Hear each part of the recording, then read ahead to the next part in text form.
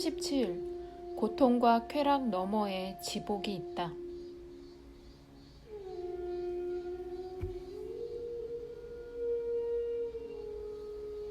그대는 무엇보다도 그대가 바로 자신을 포함한 모든 것의 증거라는 것을 깨달아야 합니다. 그 누구도 그대의 존재를 증명할 수 없습니다. 왜냐하면 그 사람의 존재가 먼저 그대에 의해 확인되어야 하기 때문입니다. 그대는 자신의 존재와 삶을 누구에게도 빚지고 있지 않습니다. 기억하십시오. 그대는 전적으로 독립해 있다는 것을. 그대는 어디서 오지도 않고 어디로 가지도 않습니다. 그대는 무시간의 존재이자 자각입니다.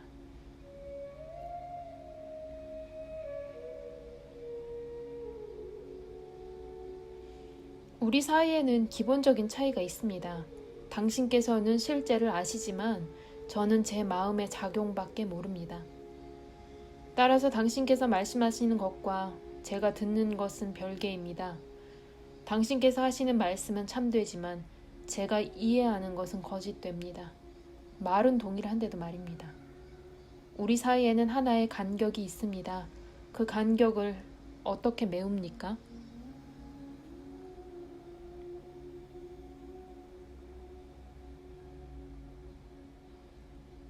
그대가 자기 자신이라고 생각하는 그것이 그대라는 관념을 포기하십시오. 그러면 아무 간격이 없을 것입니다. 그대 자신을 별개라고 상상하면서 그대가 그 간격을 만들어냈습니다. 그것을 건너갈 필요는 없습니다. 그것을 만들어내지만 마십시오. 만물은 바로 그대이고 그대의 것입니다. 다른 아무도 없습니다. 이것은 하나의 사실입니다.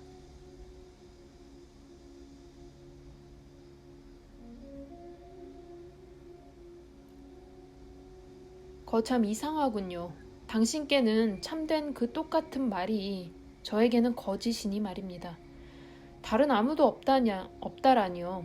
얼마나 명백히 비진실입니까?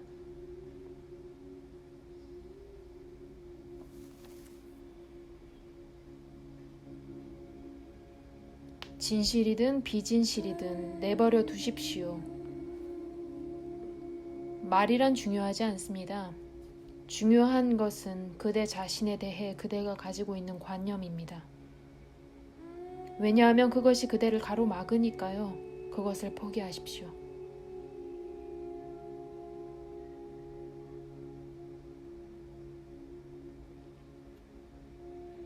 아주 어릴 때부터 저는 자신이 저의 이름과 형상에 제한되어 있다고 생각하도록 배워왔습니다. 단순히 그 반대로 말한다고 해서 그 마음의 자국을 지워버릴 순 없겠죠. 정식으로 세뇌 작업을 할 필요가 있습니다. 과연 그럴 수 있다면 말입니다.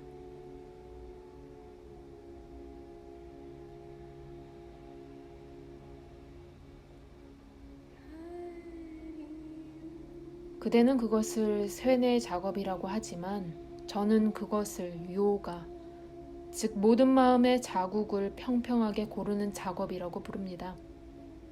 같은 생각을 거듭거듭 생각하도록 강요받아서는 안 됩니다. 전진하십시오.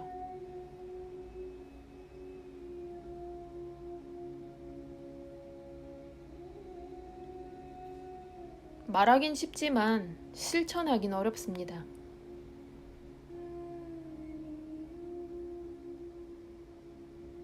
유치하게 굴지 마십시오. 괴로워하느니 그대가 변하는 것이 더 쉽습니다. 유치함에서 벗어나라. 그뿐입니다.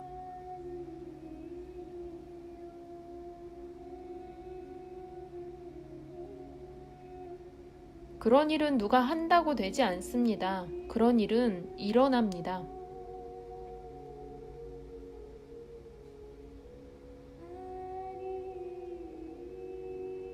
모든 일이 언제나 일어납니다. 그러나 그대가 거기에 대해 준비되어 있어야 합니다. 준비되어 있음이 성숙한 근기입니다. 그대가 실제를 보지 못하는 것은 거기에 대해 준비되어 있지 않기 때문입니다.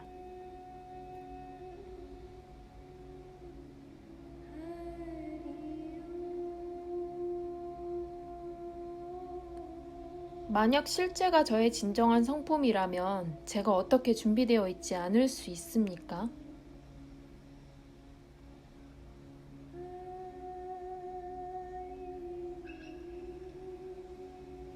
준비되어 있지 않다는 것은 두려워한다는 뜻입니다. 그대는 본래의 그대를 두려워합니다. 그대의 목적지는 전체입니다. 그러나 그대는 자신의 동일성을 잃을까봐 두려워합니다. 그것은 그대의 욕망과 두려움, 견해와 관념이라는 장난감들에 집착하는 유치함입니다. 그것을 모조리 포기하고 실제가 스스로 드러날 수 있도록 준비하십시오. 이러한 자기 드러냄은 내가 있다라는 말에서 가장 잘 표현됩니다. 다른 어떤 것도 내가 있다와 같은 존재성을 가지고 있지 않습니다. 이 내가 있다는 그대가 절대적으로 확신하는 것입니다.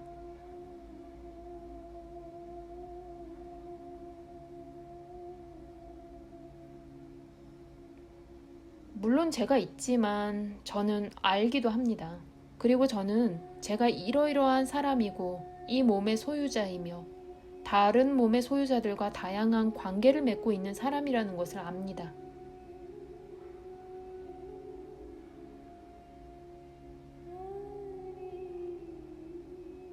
그것은 모두 지금으로 건너온 기억입니다.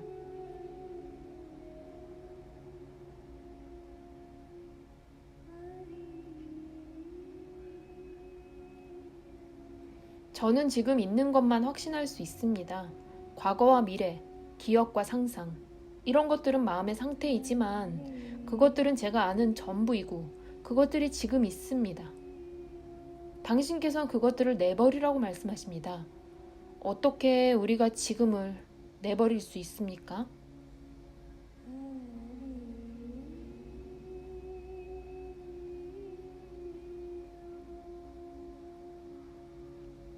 좋아하든 않든 그대는 늘 미래를 향해 움직여가고 있습니다.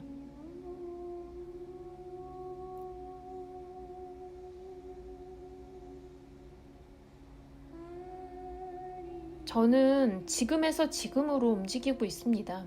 제가 전혀 움직이지 않는 겁니다. 다른 모든 것이 움직이지 제가 움직이는 것은 아닙니다.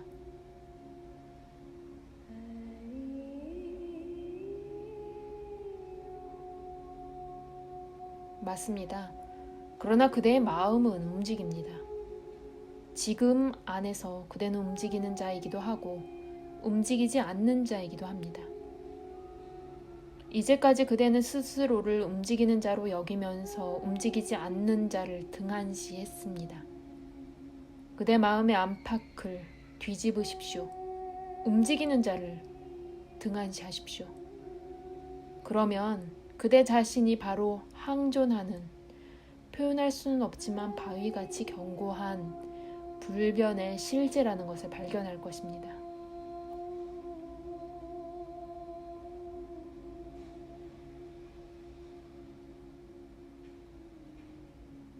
그것이 지금 있다면 왜 저는 그것을 자각하지 못합니까?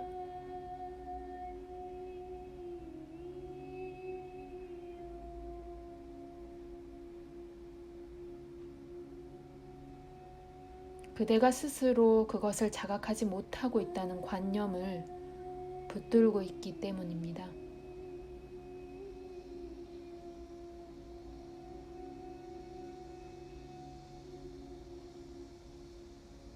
그렇다고 해서 제가 자각하게 되진 않습니다.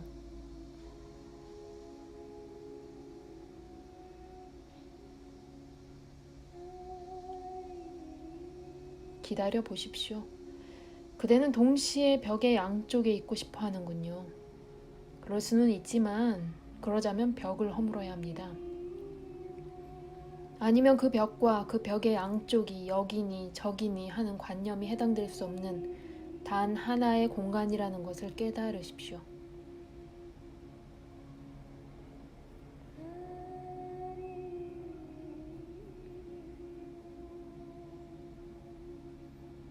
비유는 아무것도 증명해주지 않습니다. 저의 유일한 불만은 왜 제가 당신께서 보시는 것을 보지 못하느냐, 왜 당신의 말씀은 제 마음에 참된 것으로 들리지 않느냐 하는 것입니다. 이것만큼은 알게 해주십시오. 그 외의 다른 것은 모두 기다릴 수 있습니다. 당신께서는 지혜로우시고 저는 어리석습니다. 보시는 대로 저는 지혜롭지 못합니다. 어디서 어떻게 제가 지혜를 발견하겠습니까?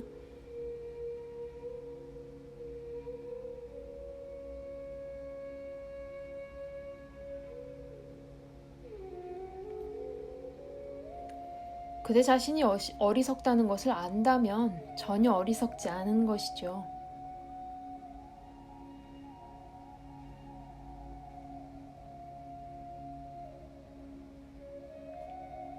저 자신이 아프다는 것을 안다고 해서 제가 건강해지지는 않듯이 저 자신이 어리석다는 것을 안다고 해서 제가 지혜로워지진 않습니다.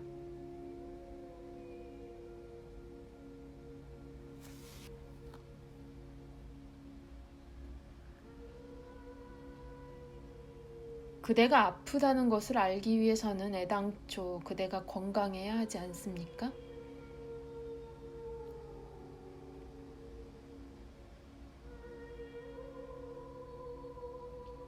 아닙니다. 저는 비교해보고 압니다. 가령 제가 태어나면서부터 장님인데 당신께서는 사물을 만져보지 않아도 안다고 말씀하시는 반면 저는 만져보아야 알 수 있다고 할 때 저는 본다는 것이 무엇을 의미하는지도 모르면서도 제가 눈이 멀다는 것을 압니다. 마찬가지로 당신께서 제가 이해할 수 없는 것들을 말씀하실 때 저는 저에게 뭔가 부족하다는 걸 압니다. 당신께서는 저 자신에 대해 아주 놀라운 말씀들을 해주고 계십니다. 당신에 따르면 저는 영원하고 일체에 두루하고 일체를 알며 지극히 행복하고 존재하는 모든 것들의 창조자, 유지자, 파괴자이며 모든 생명의 근원이고 존재의 심장이며 모든 피조물의 주이자, 연인입니다. 당신께서는 저를 궁극적 실제, 곧 모든 존재의 근원이자 목표와 동등하게 보십니다. 그런데도 저는 눈만 껌뻑거릴 뿐입니다. 왜냐면 저는 저 자신이 욕망과 두려움의 작은 다발이고 괴로움의 한 거품이며 어둠이라는 바닷속의 한 찰나적인 의식의 섬광이라는 걸 알기 때문입니다.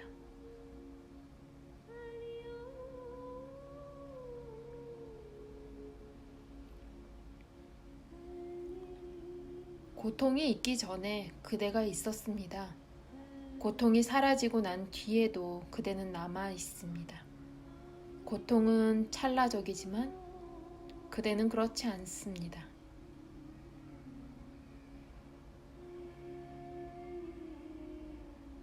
죄송합니다만 저는 당신께서 보시는 것을 보지 못합니다. 태어난 날부터 죽는 날까지 고통과 쾌락이 제 삶의 형태를 엮어가겠죠. 태어나기 전과 죽은 뒤의 존재에 대해서는 아무것도 모릅니다. 저는 당신을 받아들이지도 않고 부인하지도 않습니다. 당신께서 말씀하시는 것만 듣지만 그것을 알지는 못합니다.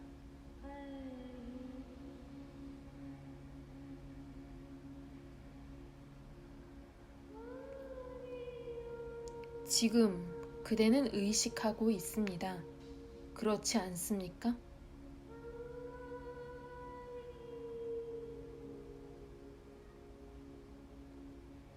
이 전과 이 후에 대해서는 부디 묻지 말아 주십시오. 저는 지금 있는 것밖에 모릅니다.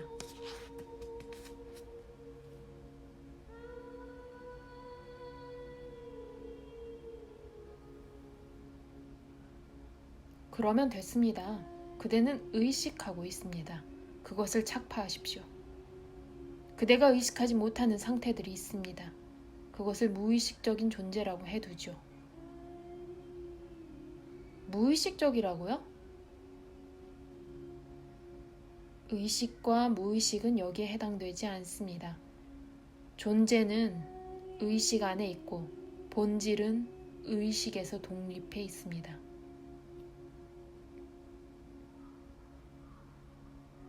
그것은 공입니까?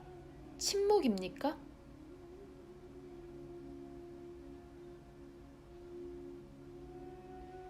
왜 세세히 따집니까? 존재는 의식에 두루하며 의식을 초월합니다. 대상적인 의식은 순수 의식의 일부일 뿐이며 그것을 넘어서 있지 않습니다.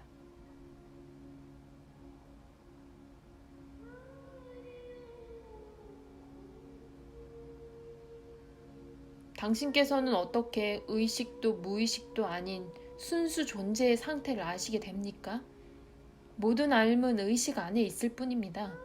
마음의 정지와 같은 상태가 있을 수는 있습니다. 그때에는 의식이 주시자로서 나타납니까?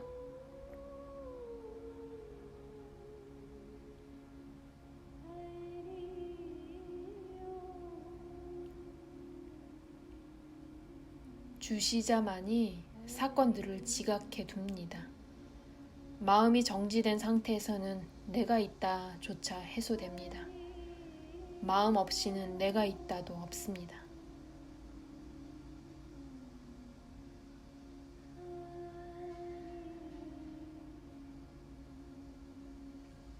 마음이 없다는 건 생각이 없음을 뜻합니다. 하나의 생각인 내가 있다는 가라앉습니다. 그러나 존재의 느낌인 내가 있다는 남습니다.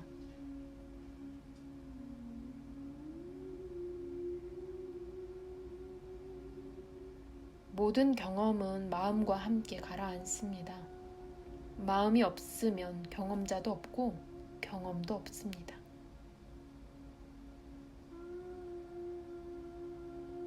주시자는 남지 않습니까?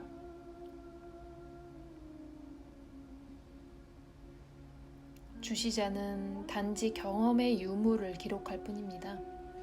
주시자 자체는 하나의 경험이 아니지만 나는 주시자다 하는 생각이 일어날 때는 그것도 하나의 경험이 됩니다.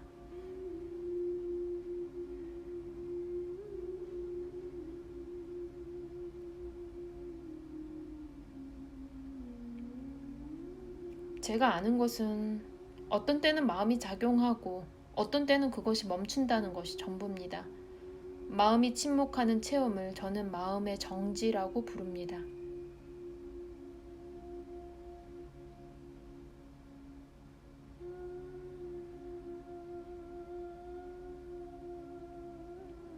그것을 침묵이라 하든 공이라 하든 정지라 하든 사실은 그 세 가지, 경험하는 자, 경험하는 것, 경험이 없다는 것입니다.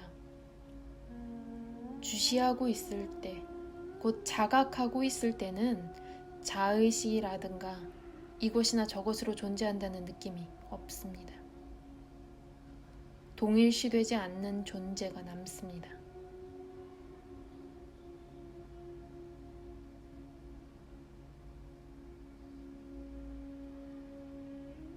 무의식의 상태로서 말입니까?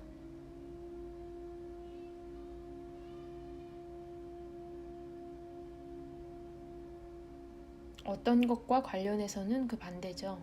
그것은 또한 모든 상대물들의 사이이기도 하고 너머이기도 합니다. 그것은 의식도 아니고 무의식도 아니며 그 중간도 아니고 그 둘의 너머도 아닙니다.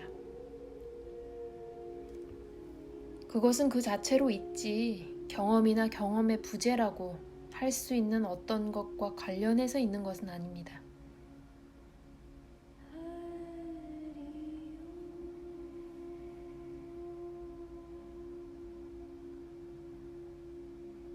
정말 이상하군요. 당신께서는 마치 그것이 하나의 경험인 양 말씀하시니 말입니다.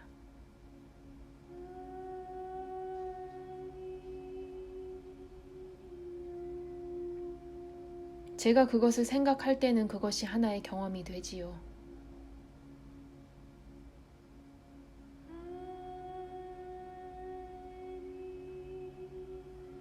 눈에 보이지 않는 빛이 꽃에 의해 차단되면 색채가 되듯이 말입니까? 예, 그렇게 말할 수 있겠죠. 그것은 색채 안에 있지만 색채는 아닙니다.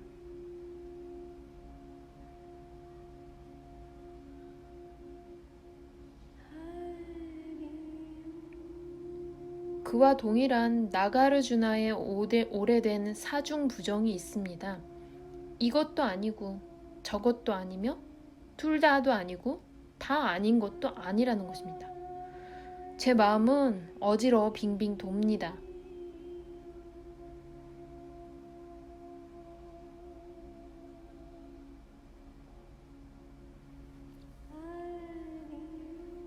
그대의 난점은 실제가 다른 많은 상태와 마찬가지로 의식의 한 상태라는 관념에서 생겨납니다. 그대는 이것은 실제한다, 저것은 실제하지 않는다, 그리고 이것은 부분적으로는 실제하고 부분적으로는 실제하지 않는다 라고 말하는 경향이 있습니다.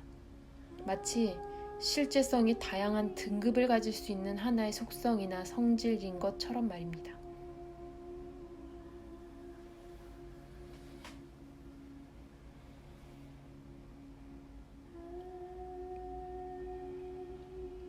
그것을 달리 표현해 보겠습니다.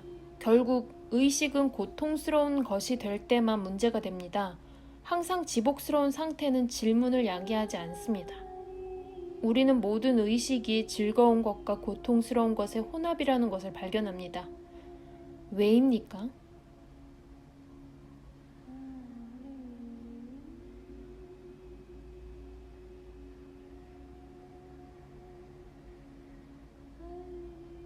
모든 의식은 제한되어 있고 따라서 고통스럽습니다. 의식의 뿌리에는 욕망, 즉 경험하고자 하는 충동이 있습니다.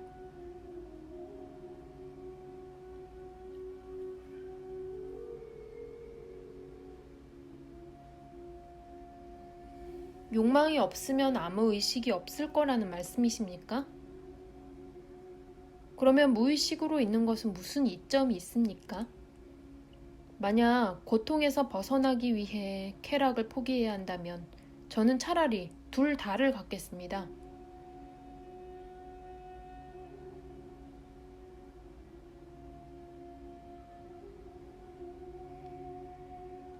고통과 쾌락 너머에 지복이 있습니다.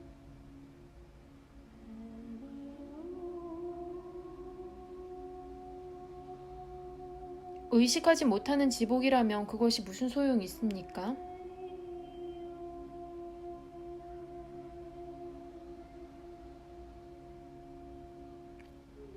의식하지도 않고 의식 못하지도 않습니다. 실제하지요.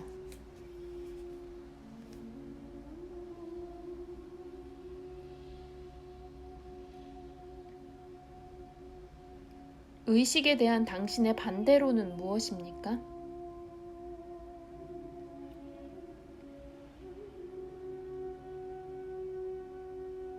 그것은 하나의 부담입니다. 육신은 부담을 의미합니다. 감각, 욕망, 생각, 이런 것들은 모두 부담입니다. 모든 의식은 갈등에 속합니다.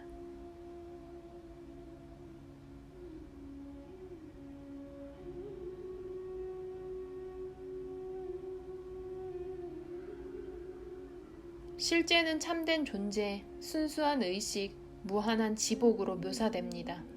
고통이 그것과 무슨 관계가 있습니까?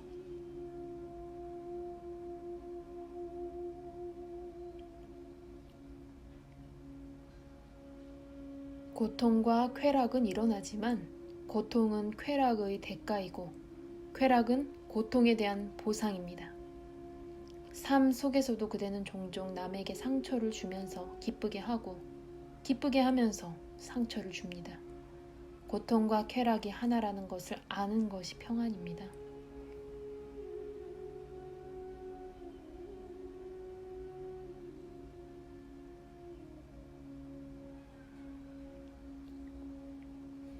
이런 이야기는 분명히 모두 흥미롭습니다만 제 목표는 더 단순합니다. 저는 삶 속에서 더 많은 쾌락과 더 적은 고통을 원합니다. 저는 어떻게 해야 합니까?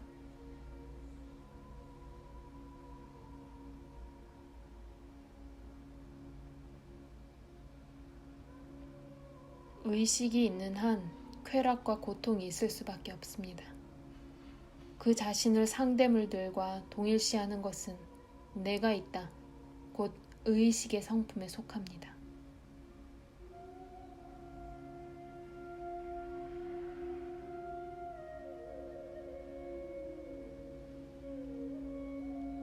그러면 이 모든 이야기가 저에게 무슨 소용이 있습니까? 이것은 저를 만족시켜주지 못합니다.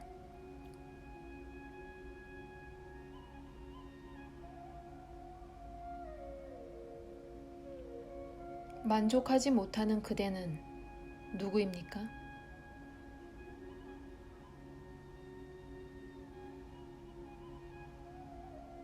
저는 고통과 쾌락의 인간입니다.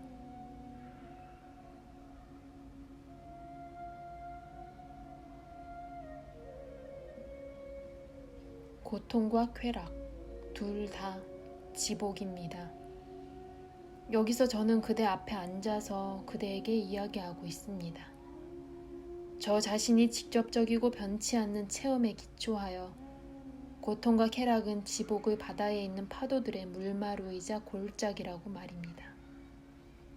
그 아래 깊은 곳에는 완전한 충만이 있습니다.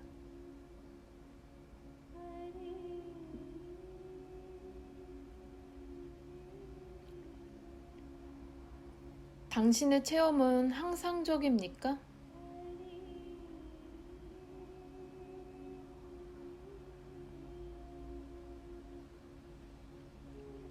그것은 무시가 아니고 불변입니다.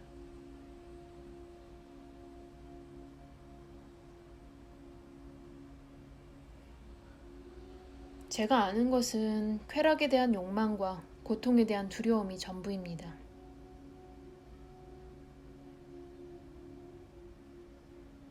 그것이 바로 그대가 자기 자신을 생각하는 방식입니다. 그것을 멈추십시오. 만일 그 습관을 단번에 아주 끊지 못한다면 익숙한 사고방식을 살펴보면서 그 거짓됨을 통찰하십시오. 습관적인 것을 문제 삼아야 하는 것은 마음의 의무입니다. 마음이 창조한 것은 마음이 파괴해야 합니다. 아니면 마음 밖에는 아무런 욕망이 없다는 것을 깨닫고 물러나 있으십시오.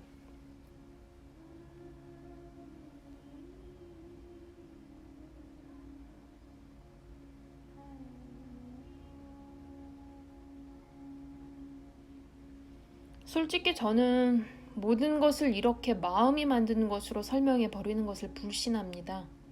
마음은 하나의 도구일 뿐입니다. 눈이 하나의 도구이듯이 말입니다.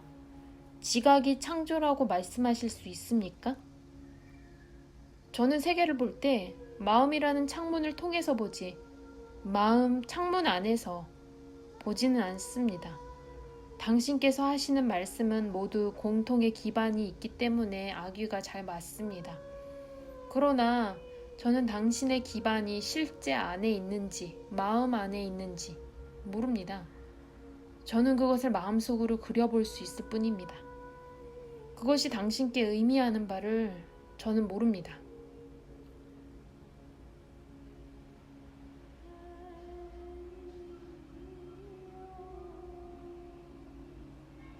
마음 안에 그대의 입장을 두는 한 그대는 저를 마음 안에서 보게 될 것입니다.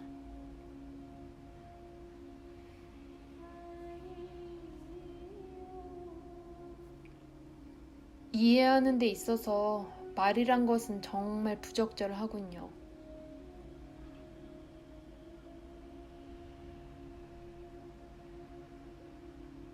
말이 없다면 이해해야 할 것이 뭐가 있겠습니까? 이해의 필요성은 오해에서 일어납니다. 제가 말하는 것은 참되지만 그대에게는 그것이 하나의 이론일 뿐입니다. 그것이 참되다는 것을 어떻게 해야 그대가 알게 되겠습니까? 잘 듣고 기억하고 참고하고 마음에 그려보고 체험하십시오. 또한 그것을 그대의 일상생활에서 적용하십시오. 저에게 인내심을 갖고 무엇보다도 그대 자신에게 인내심을 가지십시오. 왜냐하면 그대 자신이 그대가 가는 길의 유일한 장애물이니까요. 그 길은 그대 자신을 통과하여 그대 자신을 넘어갑니다. 그대가 특수자만이 실제하고 의식하고 행복하다고 믿으면서 비이원적인 실제를 어떤 상상물이나 하나의 추상적 개념으로 배척하는 한 그대는 제가 개념과 추상들만 나누어 주는 것으로 볼 것입니다. 그러나 그대 자신의 존재 안에 있는 실제를 한번 건드리고 나면 제가 그대에게 가장 가깝고 가장 사랑스러운 것을 묘사하고 있다는 것을 알게 될 것입니다.